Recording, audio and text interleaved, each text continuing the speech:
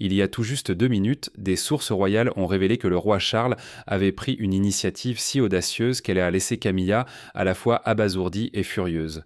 Ce qui avait commencé comme une conversation ordinaire entre le couple royal s'est rapidement transformé en tension, lorsque Charles a fait une réponse qui a complètement pris Camilla au dépourvu.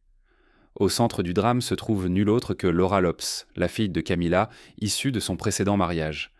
Mais qu'est-ce qui a poussé le roi à prendre une décision aussi dramatique, et quelles en sont les implications pour la famille royale? Avec des émotions à fleur de peau et le palais déjà en émoi face aux spéculations, ce développement inattendu est voué à tout changer. L'impact total de l'audacieuse décision de Charles reste à voir, mais une chose est certaine, ce moment sera mémorable pendant des années. Restez à l'écoute alors que nous déballons les détails de cette étonnante confrontation royale. Numéro 1. La demande choquante. L'atmosphère à l'intérieur du palais de Buckingham a toujours été chargée de tensions non exprimées, mais rien n'aurait pu préparer ceux qui se trouvaient dans les murs royaux à la scène explosive qui s'est déroulée derrière des portes closes ce jour fatidique.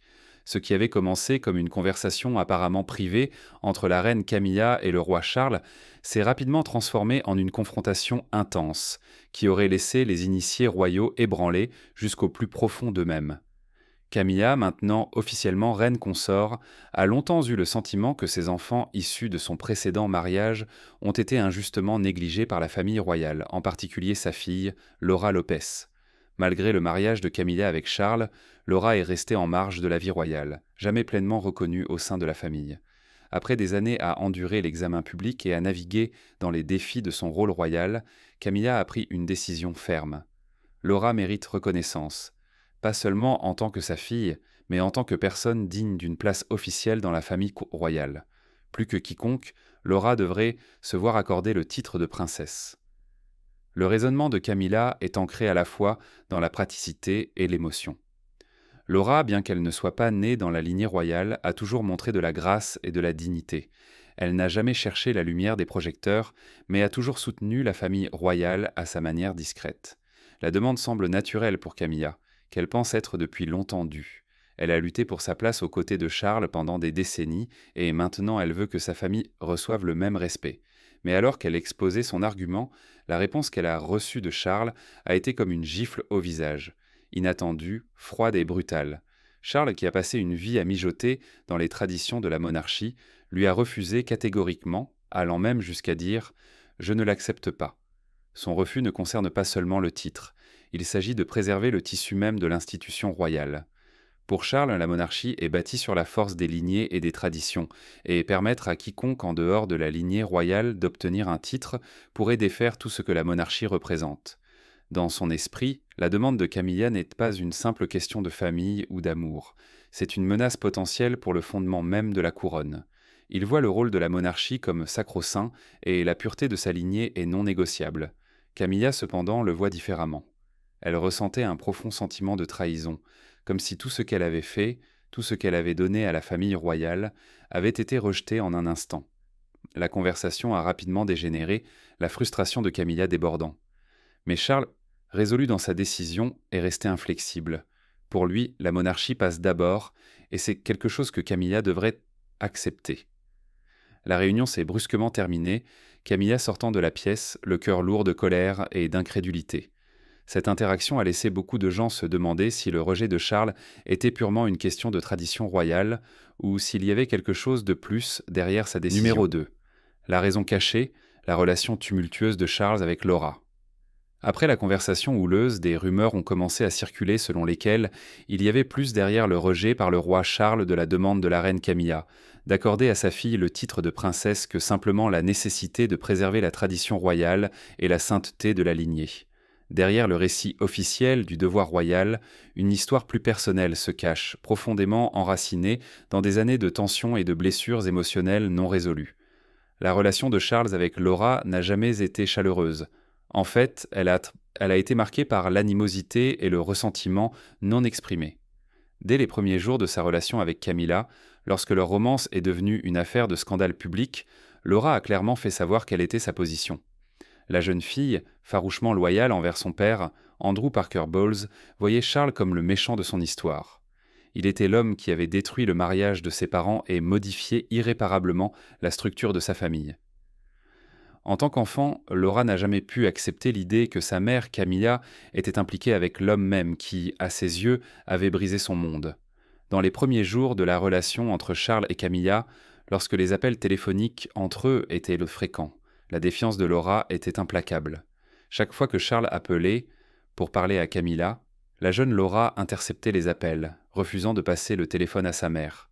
Ce qui avait commencé comme un acte mineur de résistance s'est rapidement intensifié en quelque chose de beaucoup plus chargé émotionnellement. Le refus de Laura de laisser Charles parler à Camilla est devenu plus agressif avec le temps. Elle hurlait souvent au téléphone. « Laisse ma mère tranquille !» Ce n'était pas une explosion isolée. Cela était devenu un schéma. Chaque appel téléphonique semblait déclencher la même réaction, comme si Laura se battait pour récupérer la famille qu'elle sentait être enlevée. Pour Charles, ce rejet incessant était une pilule amère à avaler. Il n'était pas étranger à l'examen public, ayant vécu sa vie sous un microscope. Mais ce rejet personnel, ce rappel constant d'une jeune fille de la douleur que sa relation avec Camilla avait causée, a touché une corde plus profonde. Bien qu'il ait pu être habitué aux pressions d'être sous les projecteurs royaux, c'était une blessure privée. Une blessure que aucun devoir royal ou protocole formel ne pouvait lui cacher. C'était une blessure qui ne guérit jamais complètement, et elle a façonné sa vision de Laura de manière qu'il deviendrait impossible d'ignorer dans les années qui ont suivi. Le refus de Charles d'accorder à Laura le titre de princesse lorsque Camilla le demande finalement peut sembler être une simple question de tradition ou de protocole. Cependant, les initiés et ceux proches de la famille royale savent que la décision était probablement teintée par bien plus que de simples coutumes royales. Ce refus pourrait-il être une forme de vengeance ? Peut-être que d'une certaine manière, c'était le cas. Il semblait peu probable que Charles ait oublié la façon dont Laura l'avait traité durant ses premières années. Numéro 3. La motivation secrète du roi Charles, plaire au prince William. Une autre théorie qui a pris de l'ampleur dans les cercles royaux est que le rejet de la demande de Camilla par le roi Charles est une tentative d'apaiser son fils, le prince William. Cette théorie suggère que la décision de Charles n'était peut-être pas basée uniquement sur la tradition, mais plutôt un mouvement calculé pour maintenir la paix au sein de sa famille fracturée, en particulier avec William. La relation entre William et Laura a toujours été tendue, marquée par de profondes animosités non exprimées qui remontent à leur enfance. Tous deux avaient été profondément affectés par l'effondrement de leurs foyers respectifs et, pendant des années, ils ont blâmé les familles de l'autre pour la douleur qu'ils avaient endurée. Pour William, Camilla était le symbole de la fin du mariage de ses parents. Derrière des portes closes, sa mère, la princesse Diana, avait toujours été ouverte sur son malheur dans son mariage avec Charles, et William n'a jamais pardonné à Camilla d'avoir été le catalyseur de cette rupture.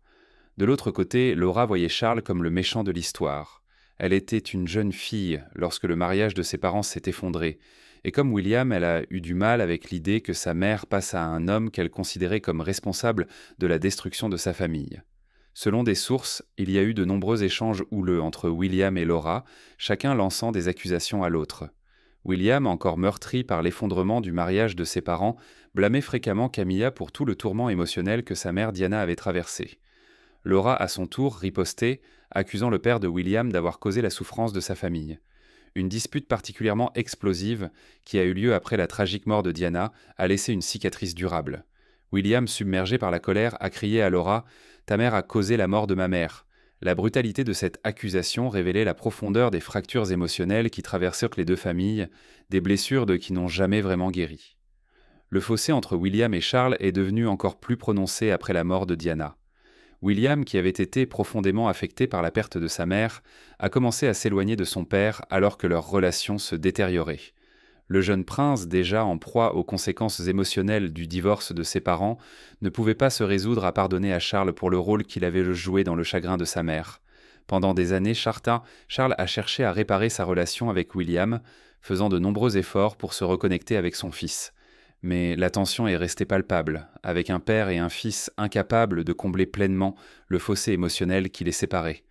Dans cette optique, le refus de Charles d'accorder à Laura le titre de princesse pourrait avoir été une décision calculée pour éviter de mettre davantage à mal sa relation déjà délicate avec William.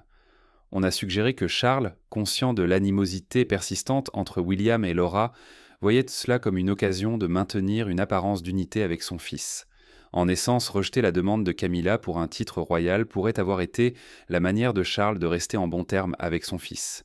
En agissant ainsi, cependant, Charles a peut-être mis en lumière un autre problème sous-jacent, sa propre relation complexe avec Camilla. Bien que sa décision ait pu être présentée comme un effort pour maintenir la paix avec William, elle soulève également des questions sur la stabilité de son mariage. Si Charles était vraiment inébranlable dans son engagement envers Camilla, n'aurait-il pas été plus enclin à plaider pour l'inclusion des enfants de Camilla dans le giron royal ? Ou cette réticence suggère-t-elle des tensions plus profondes entre le roi et la reine, des tensions qui s'étendent au-delà de leurs enfants et touchent les fondements même de leur union ? Numéro 4. Tension couronnée. Charles, Camilla et la division non exprimée. Derrière la grandeur du règne du roi, Charles III se cache un mariage qui a longtemps été scruté, non seulement par le public, mais même au sein des murs du palais. Bien que la relation entre Charles et Camilla ait traversé des décennies de controverses avant d'être finalement légitimée par le mariage, des murmures persistent selon lesquels leur union n'est pas sans tension. L'un des signes les plus révélateurs de cette tension ? Le refus catégorique de Charles d'accorder à la fille de Camilla, Laura Lopes, un titre royal. Certains voient cela comme une question de précédent royal. Après tout, les beaux enfants des monarques n'ont jamais reçu de titre. Mais d'autres croient que c'est un choix beaucoup plus personnel, un acte de résistance subtile de la part de Charles lui-même. Malgré l'intégration profonde de Camilla dans la famille royale, son influence a ses limites, et la décision de Charles de refuser un titre à Laura pourrait être sa manière de tracer une frontière. Cela pourrait-il être sa manière non exprimée d'affirmer son autorité au sein du mariage, un moyen d'empêcher la présence de Camilla dans la monarchie de devenir trop expansive. Bien qu'elles aient été couronnées reines, ses enfants restent fermement en dehors du giron royal. Peut-être un mouvement délibéré de Charles, pour s'assurer que la monarchie et son règne restent indéniablement les siens. Au fond, ce dilemme révèle plus que de simples questions logistiques concernant les titres royaux. Il laisse entrevoir une dynamique de pouvoir persistante entre Charles et Camilla, où amour et devoir se heurtent, et où même un roi peut choisir de résister discrètement. Mais cela soulève une autre grande question. Les enfants de Camilla, en particulier Laura, se sentent-ils même comme des royaux ? Numéro 5. Laura Lopes et Tom Parker Bowles se considèrent-ils même comme des royaux ? Laura Lopes et son frère, Tom Parker Bowles, n'ont jamais vraiment eu l'impression de faire partie de la famille royale. En fait, beaucoup de gens ne reconnaissent même pas Laura Lopes par son nom. Elle est restée une figure relativement obscure pour le grand public, éclipsée par les membres plus en vue de la famille royale. Il n'est donc pas surprenant que son nom n'évoque guère quelque chose pour la plupart des gens. Tom Parker Bowles a un jour parlé de sa position et de celle de Laura au sein de la famille royale, partageant ses réflexions sur Good Morning Britain. Dans une interview franche, il a déclaré « Nous ne faisons pas vraiment partie de la famille royale, pour être honnête. Ma mère en fait partie parce qu'elle a épousé un membre de celle-ci. Nous sommes les enfants ordinaires. Nous sommes juste sur le côté. » Cette déclaration dresse un tableau clair de la façon dont Tom et Laura se sont toujours perçus par rapport à la famille royale. Malgré le fait que leur mère, Camilla, soit devenue une figure centrale de la monarchie après avoir épousé le prince Charles, Tom et Laura n'ont jamais eu l'impression d'appartenir pleinement au monde de la royauté. Pour Laura, la distance entre elle et les feux de la rampe royale est encore plus marquée. Au moment où sa mère a épousé Charles, Laura avait déjà 27 ans, bien engagée dans sa vie d'adulte avec sa propre carrière et identité, loin des attraits de la vie royale. À ce stade, l'idée d'être propulsée sous les projecteurs, portant le poids des attentes royales, devait sembler étrangère et lointaine. Laura avait construit sa propre vie et n'avait pas besoin de se conformer aux protocoles et traditions exigeants de la famille royale. Et pourtant, malgré la réticence de Laura à embrasser le style de vie royal, des spéculations croissantes et même une certaine curiosité entourent le désir de Camilla qu'elle obtienne un titre de princesse. Pourquoi quelqu'un comme Camilla, qui a elle-même dû naviguer dans les complexités de l'intégration royale, voudrait-elle que sa fille ait un titre aussi prestigieux ? Qu'est-ce qui pourrait la motiver à pousser pour la reconnaissance royale de Laura, surtout lorsque cette dernière a montré peu d'intérêt à endosser le manteau royal ? Numéro 6. Le véritable motif. Camilla pousse-t-elle pour Laura ? Des rumeurs circulent ces derniers mois selon lesquelles Laura, autrefois satisfaite de son rôle de conservatrice d'art et cofondatrice de la Eleven Gallery à Londres, pourrait ne plus se sentir aussi épanouie dans sa vie professionnelle. La question qui préoccupe maintenant beaucoup de gens est de savoir si Laura envisage un nouveau chemin, un qui pourrait la rapprocher de la famille royale. Pourrait-elle chercher un rôle qui la lierait plus directement au monde qu'elle a souvent tenu à distance? A-t-elle demandé à sa mère de faire une telle demande au roi? Certaines sources affirment que Camilla est la cheville ouvrière de la volonté que Laura entre dans les feux de la rampe royale. Camilla pourrait-elle manœuvrer dans l'ombre pour assurer une place plus proéminente à sa fille au sein de la famille royale? Des événements récents suggèrent que Camilla pourrait effectivement positionner stratégiquement les membres de sa famille pour un plus grand engagement dans les affaires royales. Par exemple, les enfants de Laura ont été de plus en plus associés à des événements royaux. Sa fille Elisa a été demoiselle d'honneur au mariage du prince William et de Kate Middleton en 2011, la marquant comme une figure au sein des cercles royaux. Plus récemment, les fils de Laura, Gus et Louis, ont été choisis pour servir de pages lors du couronnement du roi, un honneur rare qui souligne les liens étroits de la famille avec la famille royale. Des initiés affirment que Camilla est derrière ces placements stratégiques visant à assurer un héritage durable pour sa famille. L'objectif ultime de Camilla, suggèrent certains, est de faire reconnaître Laura comme une princesse. Est-ce la façon de Camilla de cimenter la place de sa famille dans l'histoire royale? Refusant d'accepter un non pour réponse, Camilla a récemment confronté à nouveau le roi Charles, alimentant les spéculations sur ses véritables motivations. Numéro 7. La réaction explosive de Camilla. Il y a seulement 2 minutes, des nouvelles ont éclaté indiquant que la tension entre le roi Charles et la reine Camilla a atteint un point de rupture lorsque Camilla a de nouveau évoqué le sujet et a été confrontée à une réaction inattendue et explosive de son mari. Malgré la présence du personnel, habitué à voir le couple garder leur désaccord derrière des portes closes, Charles a craqué. Déjà aux prises avec des problèmes de santé persistants, il n'était pas d'humeur à subir plus de stress. Sa frustration s'était accumulée depuis un certain temps, et avec Camilla soulevant le sujet encore une fois, il a perdu son calme dans une rare et assez publique démonstration de colère. Dans une rare explosion qui a choqué même ceux qui lui étaient les plus proches, Charles a crié « Elle n'est pas ma fille !» Les mots sont restés suspendus dans l'air comme un coup de tonnerre, laissant Camilla sans voix, figée dans l'incrédulité. Pendant un instant, la pièce était épaisse de silence. Puis, quelque chose à l'intérieur de Camilla semblait se briser. Son extérieur calme, si souvent soigneusement maintenu, s'est fissuré. Avec la fureur de quelqu'un qui se sentait à la fois trahi et incompris, elle s'est retournée et aurait brisé une tasse à thé à proximité contre le mur. Le bruit aigu de la porcelaine brisée a rempli la pièce. Le roi Charles s'est raidi, sa main se serrant autour de la coudoir. Des sources affirment que Camilla, après son accès de colère, tout en bouillonnant, a murmuré quelque chose entre ses dents, un chuchotement glaçant et venimeux qui semblait porter tout le poids de sa frustration. Je suppose que j'aurais dû m'y attendre maintenant. Ce moment était plus qu'une simple querelle, cela ressemblait à un point de rupture. Pendant des années, Charles et Camilla avaient navigué dans le délicat équilibre de la vie royale, leurs problèmes personnels souvent gardés derrière des portes closes. Mais maintenant, des fissures dans leur relation apparaissent en public. L'éclat a révélé une tension plus profonde, peut-être une qui couvait depuis bien plus longtemps que quiconque ne le réalisait. Numéro 8. La réaction de la famille royale a divisé les opinions. Les détails choquants de l'accès de colère de la reine Camilla et du refus ferme du roi Charles se sont rapidement répandus dans la famille royale, déclenchant une série de réactions et préparant le terrain pour un drame familial de plus en plus intense. À mesure que la tension montait, il est devenu clair que la famille royale est divisée sur la question de savoir si les enfants de Camilla, Laura et Tom devraient se voir accorder des titres royaux. Le prince William a exprimé son plein soutien et s'aligne publiquement avec la position de son père. Il considère la monarchie comme quelque chose qui devrait strictement respecter les règles de succession et de tradition. Et il semble croire que permettre aux enfants de Camilla, qui ne sont pas nés d'une union royale, de revendiquer des titres pourrait créer un précédent dangereux.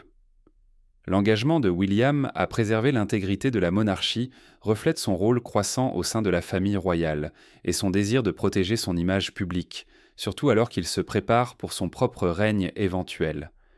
Bien qu'il présente sa position comme une question de tradition et de règles de succession, il convient de noter qu'il pourrait avoir été un moteur derrière la décision au départ, étant donné ses sentiments de longue date à propos de Camilla et de sa famille. Il est intéressant de noter que la question des titres royaux pour Laura et Tom n'est pas nouvelle. La défunte reine Élisabeth II, qui a toujours abordé les affaires royales avec prudence et diplomatie, était fermement opposée à leur reconnaissance royale. On pense que sa raison était influencée par la nature délicate et souvent controversée du mariage de Camilla avec le prince Charles.